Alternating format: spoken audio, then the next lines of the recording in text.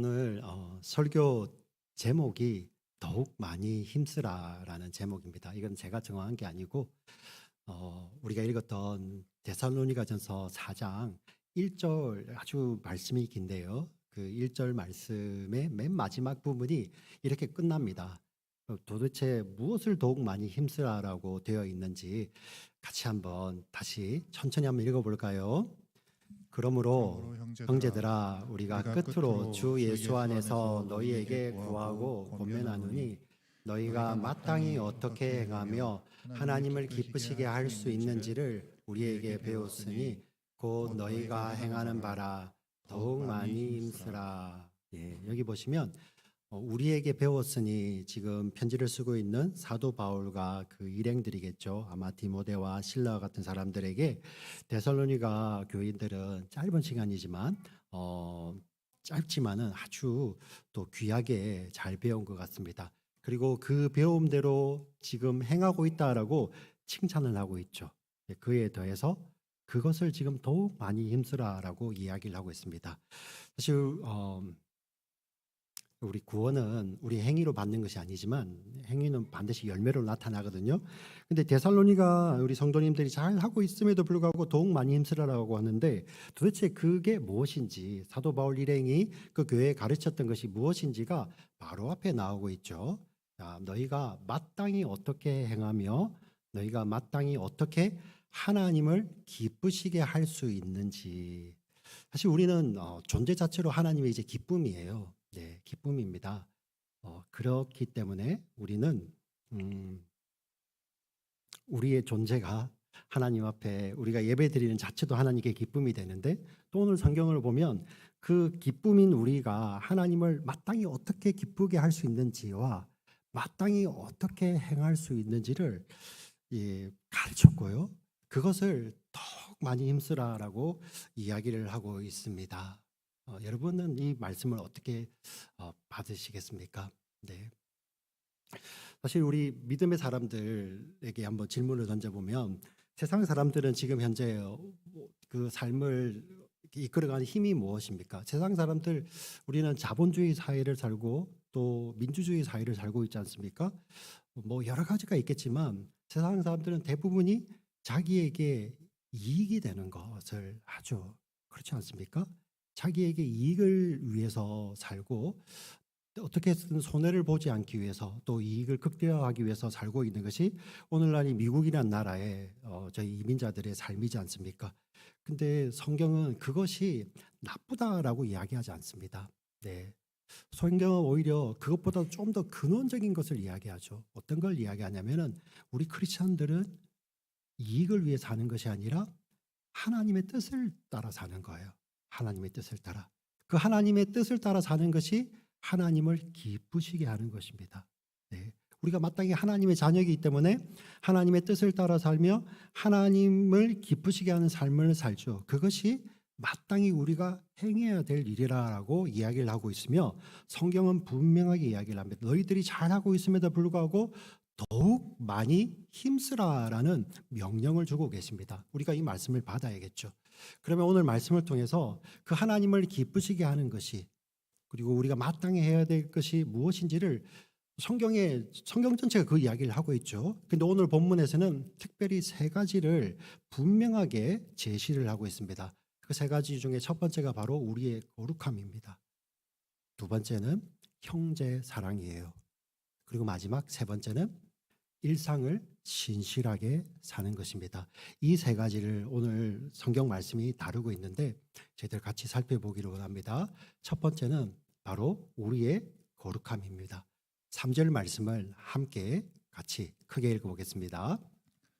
하나님의 뜻은 이것이니 너희의 거룩함이라 곧 음란을 버리고. 네, 하나님의 뜻은 이것이니 너희의 거룩함이라. 사도 바울이 성령 충만해서 이제 말씀하고 계시는 거고요. 또 사도 바울이 또 이렇게 마치 하나님의 뜻을 다 아시는 것처럼 말씀할 수 있는 것은 하나님께서 분명하게 말씀을 통해서 밝혀주셨어요. 우리 구약 성경 레위기가 있습니다. 레위기에 여러 번 반복되는데요. 그 가운데서 11장 45절 말씀을 한번 읽어보도록 하겠습니다. 같이 크게 읽어볼게요. 나는 나는 너희의 하나님이 되려고 너희를 애굽 땅에서 인도하여 낸 여호와라. 내가 거룩하니 너희도 거룩할지어다. 아멘. 하나님이 이렇게 말씀을 하십니다. 나는 너를 구원한 여호와라. 내가 거룩하니 너희도 거룩할지어다. 여러분 이건 명령이에요. 명령. 하나님께서 거룩하신데 그 명령의 진윤이 이겁니다. 하나님처럼 똑같이 우리도 거룩한 존재가 되어서 존재여서 거룩하여져서 거룩한 자로서 거룩한 삶을 살라라고 명령하십니다. 여러분 이 명령 어떠세요?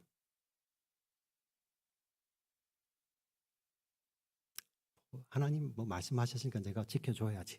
이런 마음이 그 내면에서부터 막 솟아오르십니까? 저는 이 말씀을 처음에 어릴 때는 들을 때마다 굉장히 실망했었어요. 실망. 왜냐하면 내가 못할 것 같았거든요. 우리 청년들 어때요? 네. 내가 거룩하니 거룩하신 하나님의 거룩만큼 그만큼 너희도 거룩하고 거룩한 삶을 살아라. 네. 여러분 어떠세요? 은혜가 됩니까? 저는 사실 좀 낭망이 되더라고요. 그럼 막 교회 와서 이렇게 회개하고. 네. 도대체 이 말씀의 진위는 뭘까? 그래서 사실 우리 청년들이나 유스들이 좀 장성한 친구들이 이 교회에 대한 성경에 대한 질문을 가지잖아요. 아니 예수님은 좋은 것 같아. 근데 예수님이나 하나님이랑 같은 분이라며? 같은 분인데 구약의 하나님은 너무 무서워. 명령들이 보니까 어떤 것들을 웬만하면 지킬 수 있는 것도 조금 있는 것 같아요. 근데 이런 거 내가 거룩하니 너희도 거룩해. 그만큼 거룩해야 돼. 이거 도대체 우리가 할 수 없는 불가능한 거잖아요. 예, 불가능한 일이잖아요. 우리 인간으로서는 할 수 없는. 근데 이거를 명령으로 주시면서 이거를 지키면은 상 주시는데 지키지 않으면 벌 주시는 것을 상벌을 분명하게 말씀하고 계시거든요. 근데 나는 거기에서 상보다는 벌에 가깝거든요. 그냥 하나님 너무 무서운 거야. 싫은 거죠. 네, 아예 모르기를 원하죠. 그래서 우리는 구약은 잘 안 읽죠. 괜히 알아서. 차라리 모르고 범하면 나은데 괜히 알고 범할까 봐 매우 말씀을 잘 안 읽죠. 다시 정리할게요. 불가능합니다. 불가능해요. 그럼 하나님은 왜 이런 불가능한 명령을 주시면서 이거 못 지키면 우리를 처벌하시려고? 그래서 자신의 거룩함을 받지. 내가 이 정도야. 나의 거룩은 너희는 흉내도 낼 수 없어. 그 말씀을 그 자랑을 하시려고 하나님께서 이렇게 하실까요? 우리 사람은 절망이죠. 근데 성경에 놀라운 소식이 있어요. 사람은 불가능한데 하나님은 하신다 하죠. 그걸 뭐라고 이야기하냐면은 복음이라고 이야기해요. 복음. 네.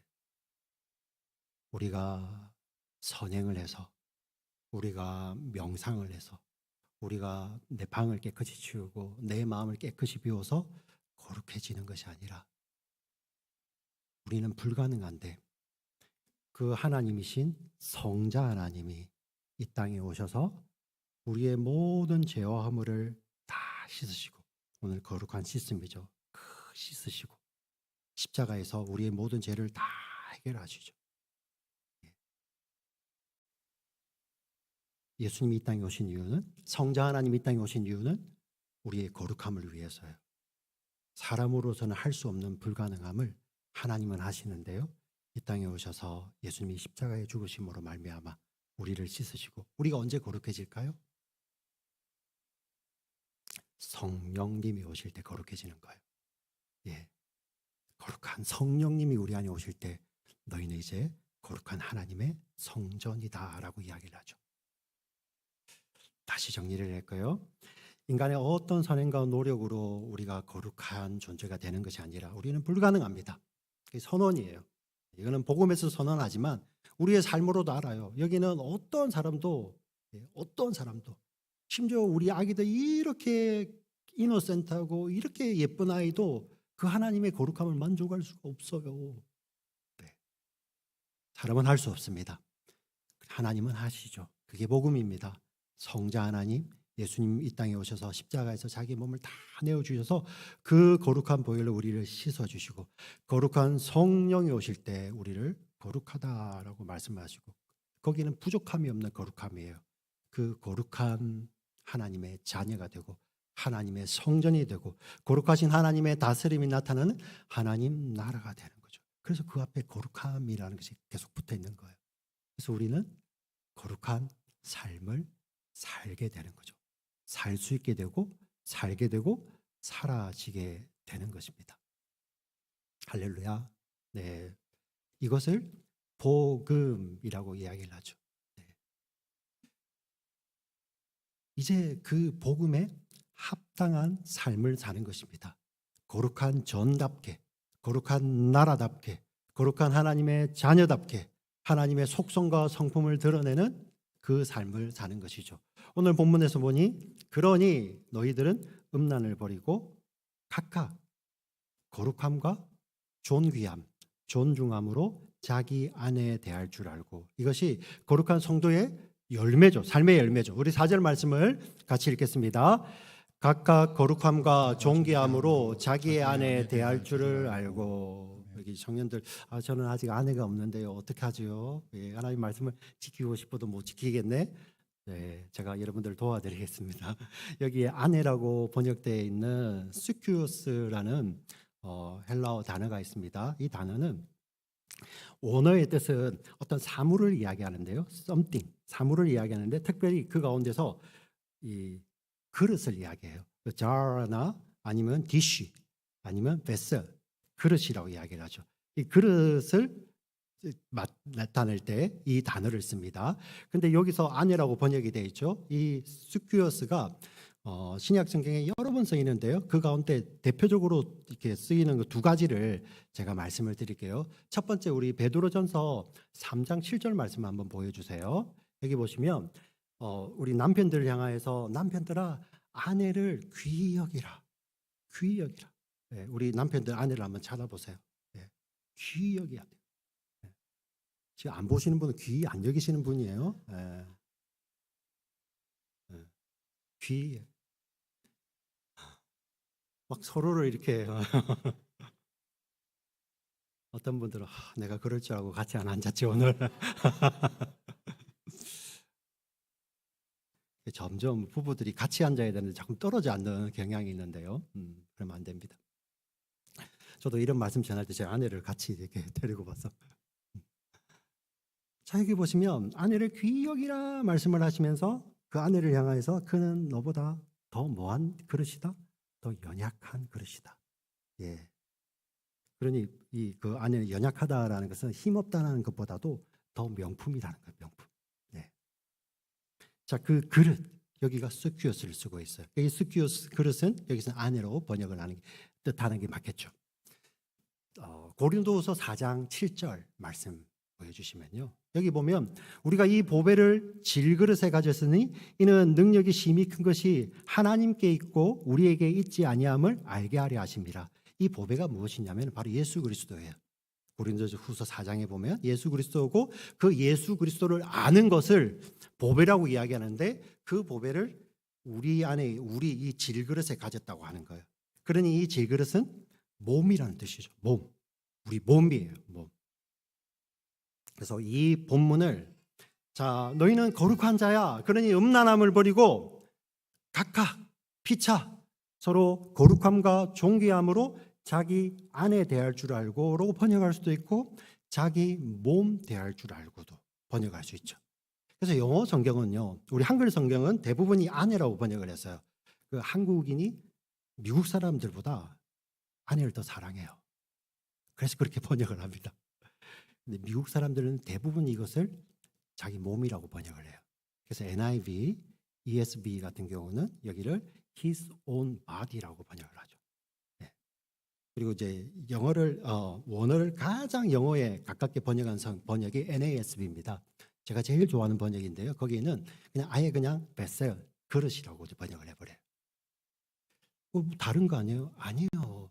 맥락을 보세요. 크게 보면 다른 게 아니에요. 너희는 하나님의 거룩한 자녀들이야. 너희는 하나님의 거룩 그 자체야.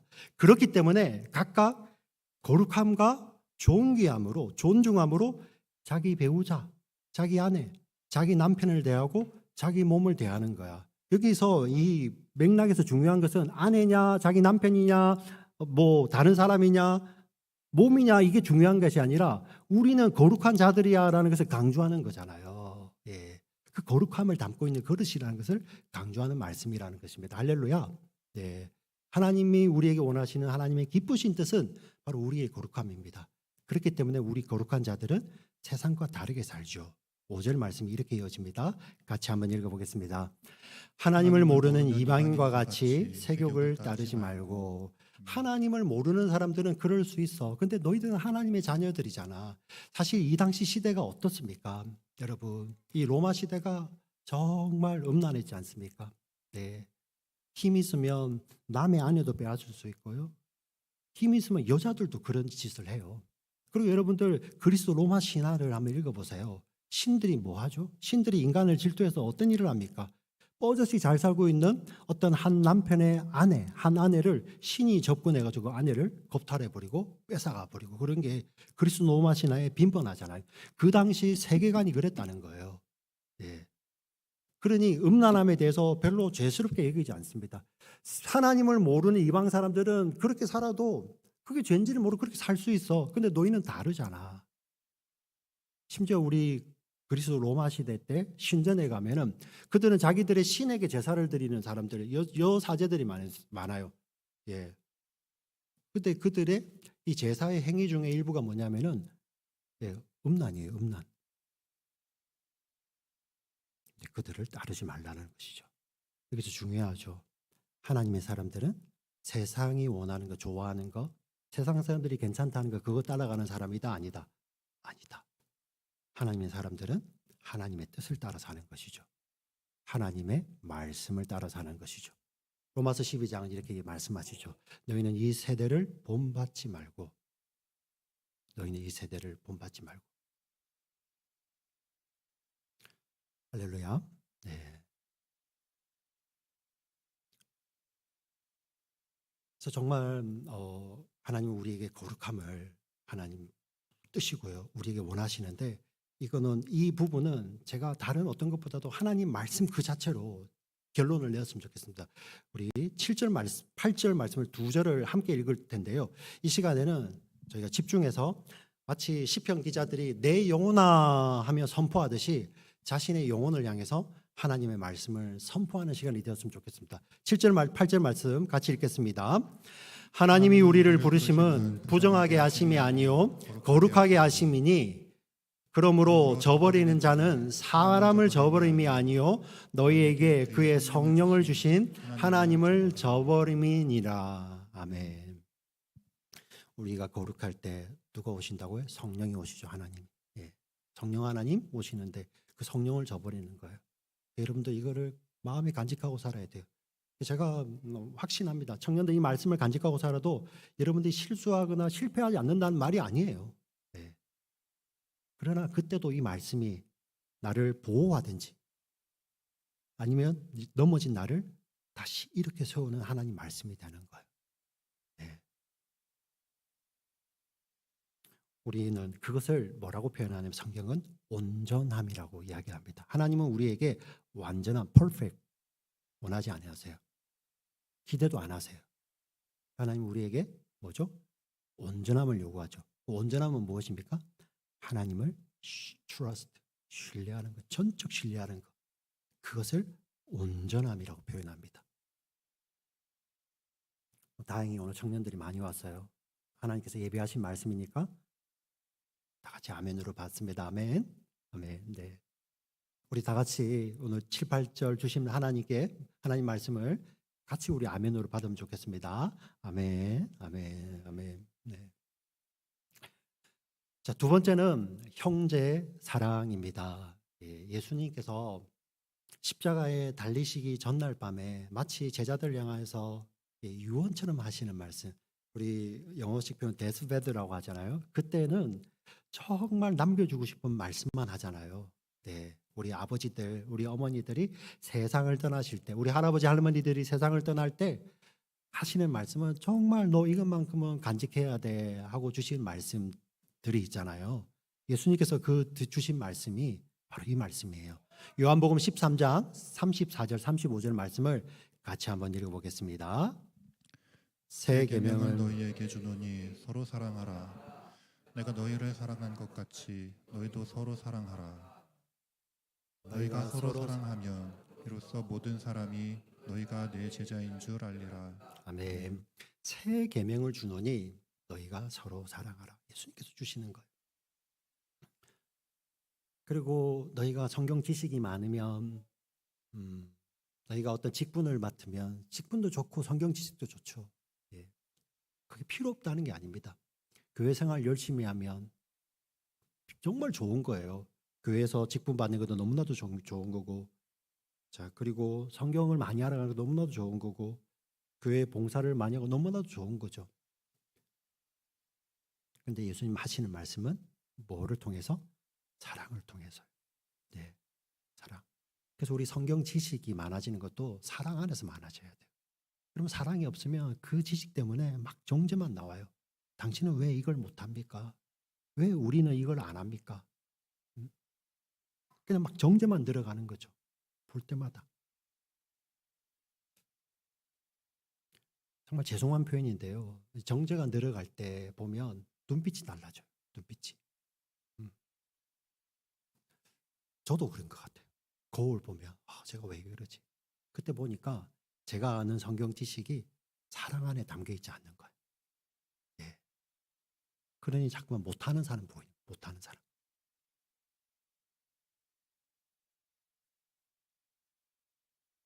회개해야 되죠. 회개.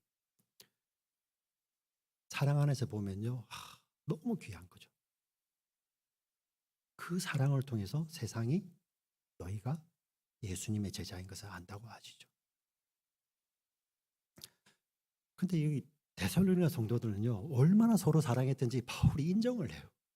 당신들이 형제 안에 사랑하고 그리고 그 사랑을 심지어 이 마케도니아 전체까지 그 사랑을 흘려보내는 것을 소문을 들었다는 거예요. 안다는 거예요. 왜 우리 데살로니가전서 서두에 할 때 너희 안에 믿음의 역사, 사랑의 수고, 소망에 있는 인내가 있는 것을 내가 들어서 알고 그것 때문에 기뻐하고 하나님께 감사하는 그런 교회잖아요. 근데 그 교회를 향해서 이렇게 사도 바울이 권면을 합니다. 9절, 10절 말씀을 같이 한번 읽어보겠습니다. 시작. 형제 사랑에 관하여는 너희에게 쓸 것이 없음은 너희들 자신이 하나님의 가르치심을 받아 서로 사랑함이라. 너희가 온 마게도니아 모든 형제에 대하여 과연 이것을 이것을 행하도다. 행하도다. 형제들아 고난오니 더욱 그렇게 행하고. 예. 이미 사랑하고 있어요. 근데 여기 보면 고난오니 더욱 그렇게 행하고. 오늘 우리 설교 제목이 더욱 많이 힘쓰라잖아요. 그죠? 여기서도 더욱 그렇게 행하고. 왜 이런 명령을 주실까요? 우리가 사랑하는 사람이야. 나는 여기서 좋아요. 근데 거기에 고쳐버리면 우리는 금방 교만해집니다. 사람이요. 예. 어제 은혜를 받았지만 오늘도 하나님 제게 은혜를 주지 아니하시면, 제가 예수님의 사랑을 더 알아가지 아니하시면, 제가 더 잘하지 않으면 저는 교만하여서 여기서 저는 성장을 멈추는 게 우리예요. 여러분, 이게 직분이 주어진다고 저절로 되는 거 아닙니다. 목사가 된다고 해서 저절로 되는 거 아니에요. 안수 집사님들이 되신다고 해서 저절로 되는 거 아니에요. 권사님들이 되신다고 해서 저절로 되는 게 아니에요. 목자가 된다고 해서 저절로 그게 생기는 게 아니에요. 네. 우리가 이만하면 됐지 하고 하는 순간에 교만이 들어오고요. 그 교만 때문에 멈춰버리고 결국은 죽은 사해 바다처럼 우리가 멈추는 거예요. 오늘 말씀하십니다. 안다.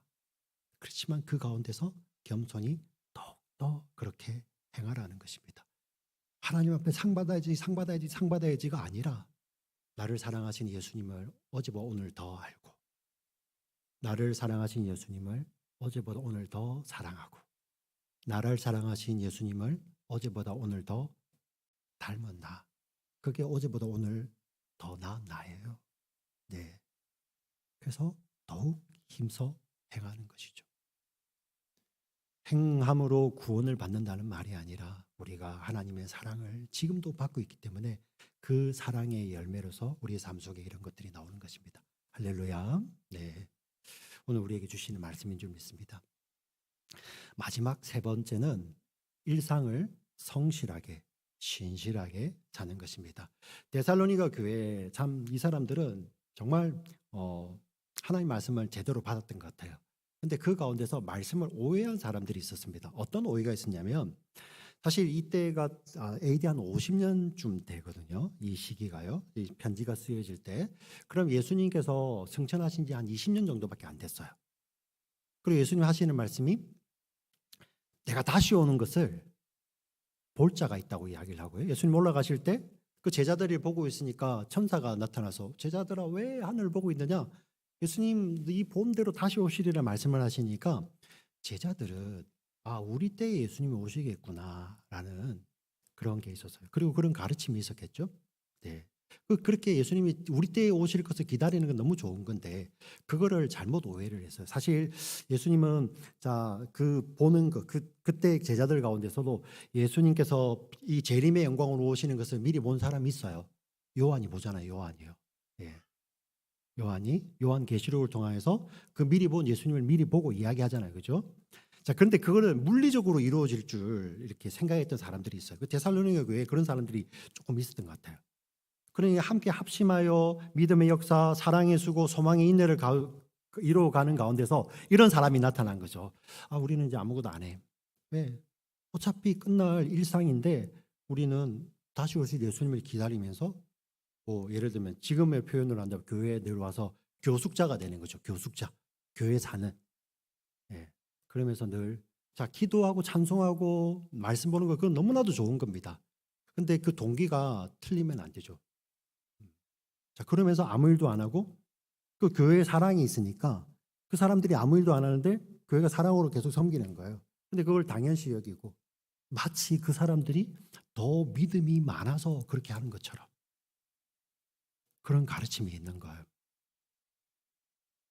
사실 그 사람들이 사이비 종말론은 아닙니다. 이 데살로니가 교회가요. 잘못 깨달음 때문이에요. 그런데 이러한 말씀이 있음에도 불구하고 교회 역사 가운데서 사이비 종말론이 있죠. 예수님 어느 날 오실 거야 하면서 우리는 아무것도 안 해. 그러면서 그들 따르는 사람들에게 모든 것을 다 팔고 교회에 들어오라고 하죠. 네. 그리고 그 사람들은 그 돈 가지고 부동산을 사더라고요. 네. 만약에 우리 교회에서 제가 그런 이야기를 한다. 여러분들 우리 교회를 떠나셔야 돼요. 이 목사가 맛이 갔구나 하고. 네. 근데 그렇게 안 되기를 기도해 주셔야 되겠죠. 네, 데살로니가 교회는 그 정도는 아니에요. 약간 주의 재림에 대해서 오해를 한 거죠. 근데 그 5장에 그걸 설명을 합니다. 바울이에요. 그런데 이 사람들 향하여서 바울이 권면을 합니다. 왜 바울이 이렇게 권면을 하냐면 예수님이 한 번도 그렇게 말씀하지 않으셨어요. 내가 언제 올지 모르기 때문에 너희들은 깨어 있는데 깨어 있는 삶이라는 것이 교회에만 와 있으라는 것이 아니라 일상을 사는데 그 일상이 하나님께서 너희에게 사명으로 맡기신 곳이다. 그곳에서 하나님을 믿는 믿음으로 신실하게 성실하게 살라는 거예요. 그래서 세상 사람들은 내 삶을 산다고 즐기면 살잖아요. 우리 믿음의 사람들은 그렇게 말 안 해요. 믿음 안에서 이렇게 고백하죠. 우리는 주어진 삶을 산다고 합니다. 내 인생은 나의 것이 아니라 내 인생은 주어진 것이라고 이야기를 하죠. 예수님 가르침이 그겁니다. 그래서 예수님께서 재림의 때를 이야기하실 때 마태복음 24장에 보면 일상 가운데서 어떤 사람은 데려감을 당하고 어떤 사람은 남을 것이다 라고 이야기를 하죠. 그걸 교회에 있는 사람 아닌 사람으로 이야기하지 않습니다. 일상을 살고 있는데 누구는 일하는 가운데서 누구는 데려가고 누구는 남고, 누구는 집에서 쉬는 가운데서 누구는 데려가고 누구는 남고, 누구는 지붕에 올라가서 일하는 가운데서 누구는 데려가고 누구는 남고. 예수님 말씀은 일상을 예수님을 믿는 하나님의 말씀대로 살아가는 거예요. 바울이 그대로 권면합니다. 11절 말씀 12절을 같이 한번 읽어보겠습니다. 같이 읽습니다. 시작. 또 너희에게 명한 것 같이 조용히 자기 일을 하고 너희 손으로 일하기를 힘쓰라. 이는 외인에 대하여 단정히 행하고 또한 아무 궁핍함이 없이 하려 함이라. 예, 너희는 자기 일을 하고 자기 손으로 일하기를 힘쓰라는 거예요. 믿음이 좋다는 핑계로 교회에 덕을 세워야지. 그래서 우리가 열심히 일해서 버는 것도 여러분 정말 귀한 겁니다. 근데 우리는 그게 내 것만이 아니잖아요. 하나님 내게 맡겨주신 것인가. 교회 헌금을 왜 하는 겁니까? 하나님 거니까. 하나님 나라를 위해서 같이 나누는 거죠. 그게 자기 손으로 일하고 같이 나누는 거예요. 근데 뭐 마음만 드리면 되지. 틀린 말이죠. 그리고 우리 12절 말씀이 조금 어려운데요. 이해를 돕기 위해서 현대인의 성경으로 제가 준비를 했습니다. 같이 한번 읽어보겠습니다. 그러면 불신자들에게 존경을 받을 것이며 경제적으로도 부족한 것이 없을 것입니다. 너희 먹을 것은 네 손으로 일해서 하고 너희 공동체에 부족함이 없도록 같이 땀 흘리게 일하라는 거예요. 그리고 불신자들에게 존경을 받는다고 이야기를 하죠. 여러분, 우리는 불신자들에게 존경받기 위해서 그 목적으로 우리 신앙생활, 믿음생활을 하는 거 아니에요. 근데 여기는 이 말은 뭡니까? 우리가 그것이 목적이 아니라 우리가 정말 하나님이 우리를 거룩해 하시고 정말 예수님이 다시 오신 것을 알기 때문에 우리가 그 일상을 신실하게 살면 그 삶이 우리 불신자들이 그 삶을 보고 이것을 통해서 복음에 관심을 가지고 매력을 느끼고 하나님께로 돌아오게 하는 복의 통로가 된다는 것이죠. 이 말씀을 주시는 거예요. 네. 오늘 말씀이 이렇게 됩니다. 저희들은 주님 오시는 그날을 기다리는 주의 재림을 기다리는 믿음의 공동체입니다. 우리는 이미 거룩한 자들이에요. 이미 하나님의 기쁨이 되는 자들입니다. 동시에 우리는 그렇기 때문에 우리는 하나님의 거룩함을 닮은 거룩한 삶으로 하나님을 기쁘시게 하는 그 삶을 열망하며 더욱 많이 힘쓰는 사람들이죠. 오늘 우리 교회에 계신 우리 믿음의 지혜들 한 분 한 분을 주의 말씀으로 부탁을 드리고 축복하는데요. 우리가 믿음 안에서 주님 주신 말씀을 따라 하나님의 거룩함을 더 닮아가기를 소원하며 우리의 일상을 우리에게 맡겨주신 일상 주어진 삶을 신실하게 성실하게 살며 주님의 다시 오심을 함께 기다리는 우리 모두가 되시기를 주님의 이름으로 부탁을 드리고 축원드립니다. 아멘. 살아계신 아버지 하나님 참으로 감사를 드립니다. 우리에게 주신 하나님의 이 귀한 말씀 저희들 사람의 말이 아니라 늘 하나님 말씀으로 받는 가운데 그 말씀이 우리 가운데서 정말 강력히 역사하시는 정말 하나님의 은혜를 누리기를 저희들 소원합니다. 주여 함께하여 주시옵소서. 오늘 우리에게 주신 말씀이 오늘을 살아가는 우리의 삶의 원동력 되기를 원하며 말씀을 따라 사는 것이 또 하나님을 기쁘시게 하는 것이 우리의 기쁨이 되는 우리 모든 믿음의 사람들 한 사람 한 사람 다 되도록 하나님 지켜주시고 인도하여 주시옵소서. 존귀하신 우리 구주 예수 그리스도의 이름으로 기도드립니다. 아멘.